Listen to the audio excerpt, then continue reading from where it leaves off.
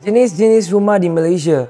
First sekali adalah flat, tak ada parking tetap, tak ada jaga. Tapi biasa komuniti orang yang duduk kat flat ni sangat strong. Kedua, rumah apartment, ada jaga, ada parking tetap. Tapi management macam.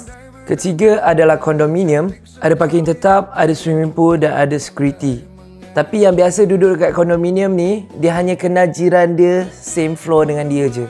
Nombor 4 adalah rumah kedai. Tak ada security, tak ada parking. Rumah kedai biasanya di depan jalan raya besar.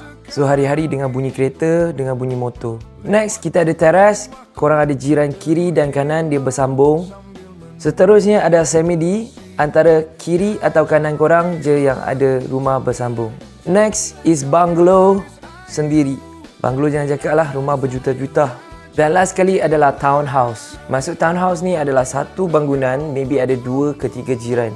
So korang boleh nampak kat tepi ni ada tangga untuk naik tingkat 2 dan tingkat 3.